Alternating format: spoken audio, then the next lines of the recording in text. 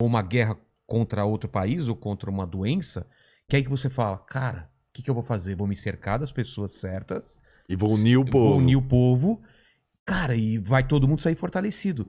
E eu vejo que o Bolsonaro, antes de mais nada, eu não tô nem julgando se ele é bom ou mal, porque pra mim, eu até queria te perguntar isso, me parece ser uma pessoa má, assim, uma pessoa ruim mesmo, assim, que não liga mesmo pras pessoas, porque a pessoa que tem um mínimo de cuidado com o outro, de não pensar só na família dele ou nos deles, ia se sensibilizar. E eu não vi em nenhum momento ele se sensibilizando com a situação mundial. Mundial, não é só aqui. Então, ele tinha toda a chance de sair muito fortalecido. E não foi falta de avisar. Exatamente. Ele ia ser reeleito muito fácil se ele chegasse e falou, galera, vamos ter que parar, a economia vai não sei o que, cara, porque aconteceu isso, mas estamos todo mundo junto. Lógico. E aí eu vejo ele fazendo totalmente o contrário. Mas como eu tô de fora, seria injusto eu falar isso sem perguntar a sua visão lá de dentro. Eu queria tentar fazer uma linha temporal, porque eu tô aqui fora, eu fui um dos caras mais afetados, porque eu sou da classe artística, trabalho com aglomeração e caiu todo o show.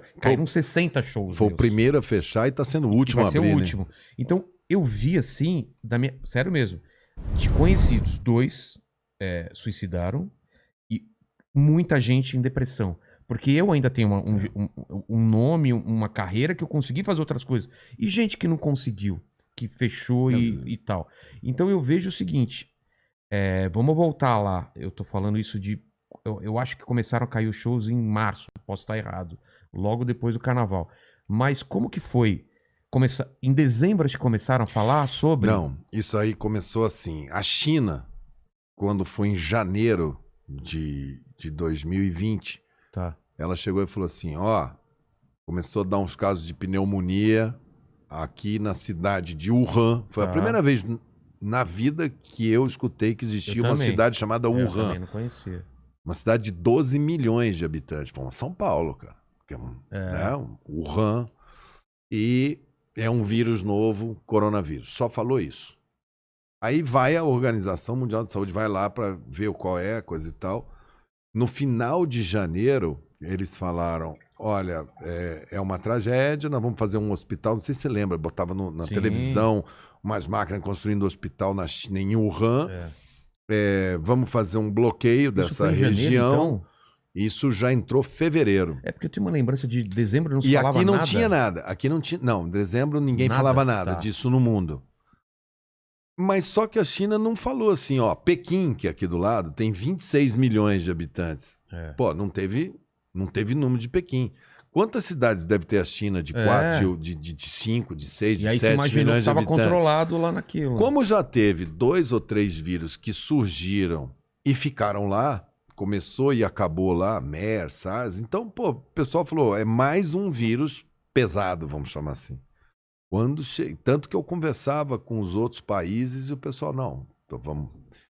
E a Organização Mundial da Saúde falou assim, não, é um problema da China e um alerta internacional. Não falou que era uma emergência. Depois de um tempo eles falaram, não, é uma emergência internacional, vai passar para o mundo. Aí caiu o sistema de saúde do Irã. Aí o pessoal falou, pô, mas o Irã tá sob boicote e tal. Quando caiu o sistema de saúde da Itália, né? Aí o mundo olhou e falou, não, peraí, o sistema de saúde da Itália não é um sistema fraco. Aí foi indo, cara. Aí foi caindo. França, Inglaterra capotou, Alemanha. E os Estados Unidos lá, o Trump falando que não, isso não é nada, é uma gripezinha, não vamos estressar com isso. O Bolsonaro entrou na do Trump, os dois saíram com a caixinha de cloroquina. Isso a gente tá falando de fevereiro. Tá.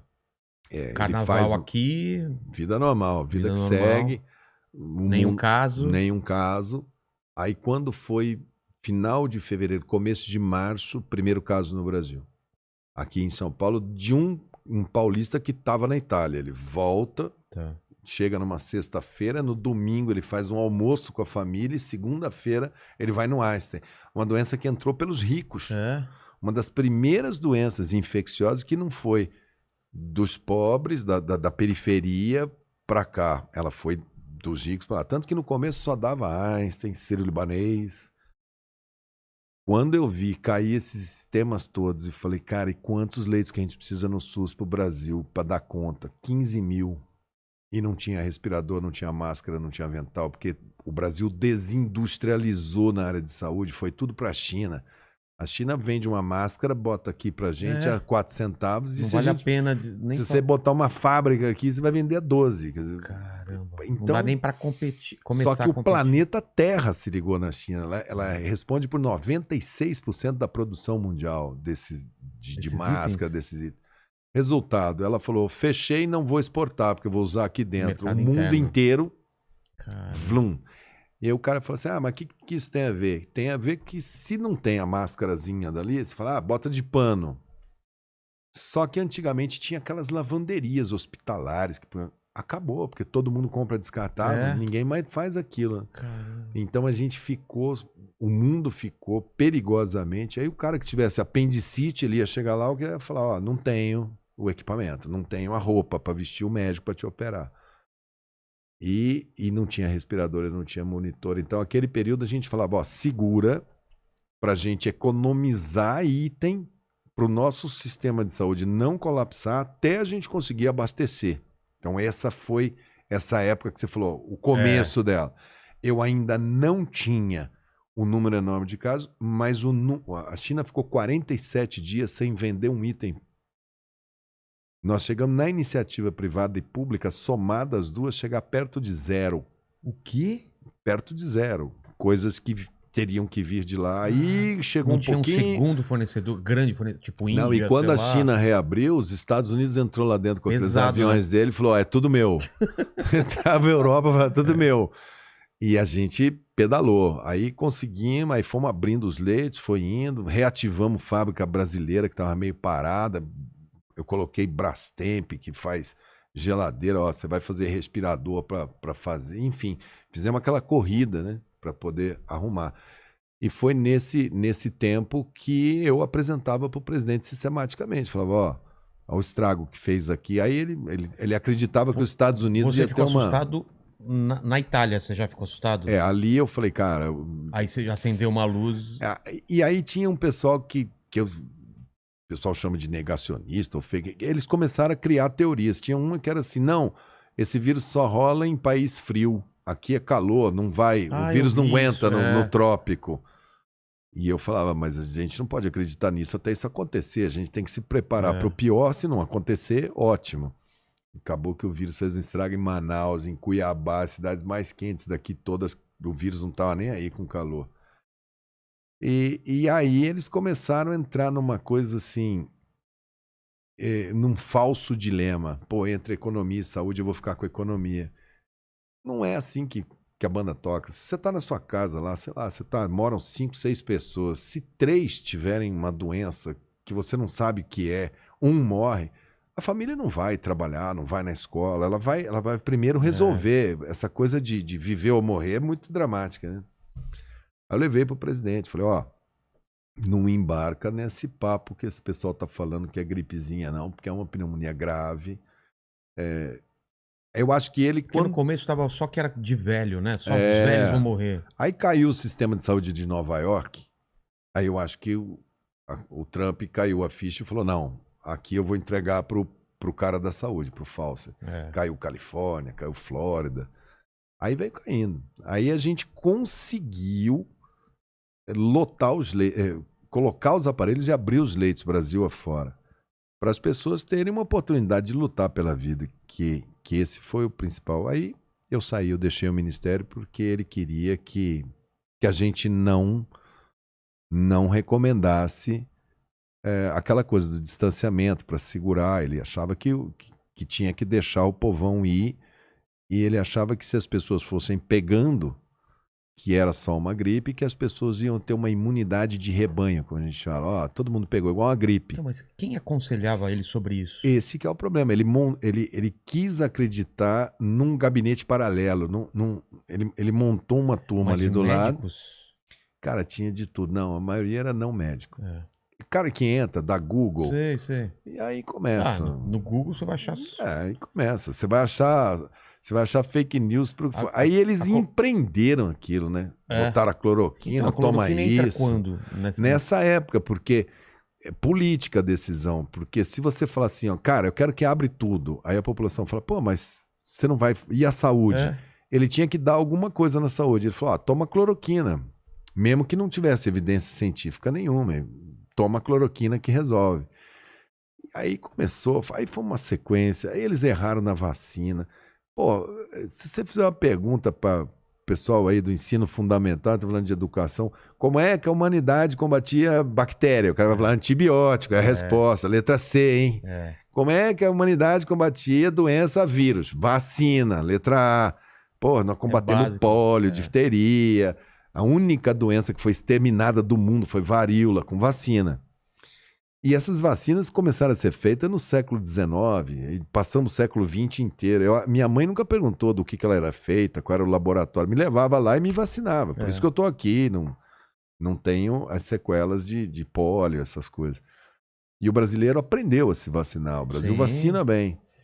E era óbvio que a saída dessa pandemia mais rápida era a vacina. Porque uma substância nova, até você achar um remédio, é muito... Você tem que achar uma planta e isolar a substância, é muito difícil. Agora que estão começando os primeiros remédios a aparecer. Mas a vacina não. O mundo acelerou, fez rápido. Não é ainda o ideal. Elas ainda o vírus dribla. A galera não sabe o quanto foi rápido essa vacina, porque demora muito mais tempo, né? É porque ela só pôde ser feita assim porque era uma emergência global e o mundo inteiro decidiu abreviar as fases de desenvolvimento. E também porque não era um pouco já baseada no que eles estavam fazendo para SARS. Você já tinha, você vinha de não é uma coisa que saiu do zero. Você tinha um conhecimento, eles fizeram a mesma fórmula, só que normalmente uma vacina é fase 1, fase 2, fase 3, fase 4, fase 5, aí você libera. A humanidade falou, não, como é uma emergência, não vamos fazer fase 1, fase 2, fase 3 não vamos liberar. Na fase 4, que é monitoramento de grande escala, a gente vai correr o risco junto, porque senão teria sido uma catástrofe, né? E o Brasil demorou. Mas qual é o momento que você reserva essas vacinas? Não, quando eu estava no Ministério não tinha. Tinha fase 1. O que é fase 1? O cara tem uma ideia, o cara escreve a fórmula. Porque vacina não é igual ao comprimido, ele escreve.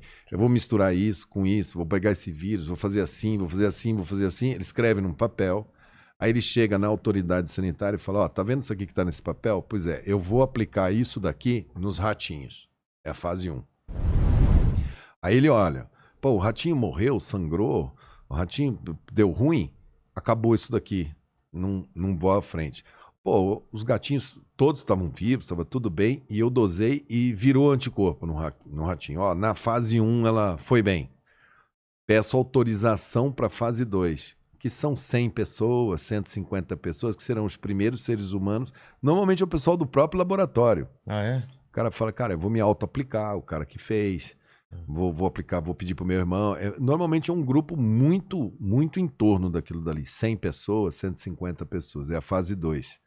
Aí, com base na fase 2, o cara fala, ok, te autorizo aí para fase 3. Só que você tem o tempo todo para passar. Você aplica, depois você vai fazendo os exames, exame de sangue, exame de fase 3, pode testar em até 15 mil pessoas.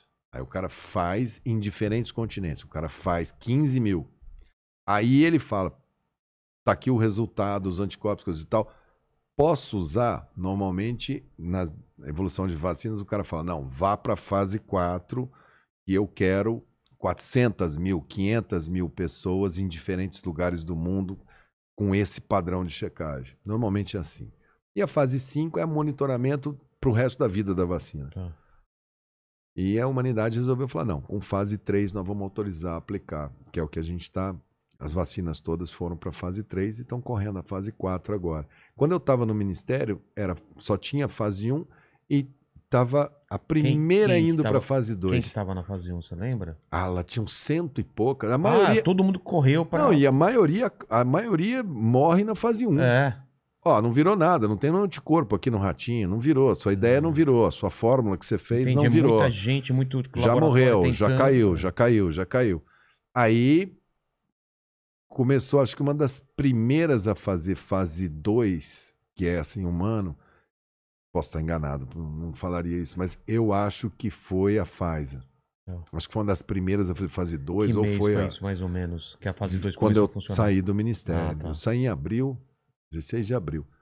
E eles estavam ali começando a fase 2. Aí a fase 3, eles foram terminar a fase 3 mais ou menos em setembro, que é quando eles abrem A venda. É. A pré-venda. Entre a 2 e a 3, se ele tá acreditando que ela tá marcando bem, ele avisa pros países assim, ó, tô com uma vacina, já passei a fase 1, já passei a fase 2, entrei na fase 3, tá marcando bem. Você quer encomendar? Porque na hora que...